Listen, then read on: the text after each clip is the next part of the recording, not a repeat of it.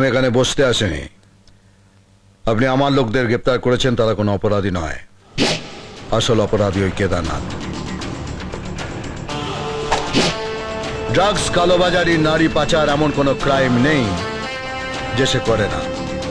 আপনারা তাকে ছুতে পারেন না কারণ ওর বন্ধুত্ব আছে কিছু নেতা বা মন্ত্রীদের সাথে, তাই না?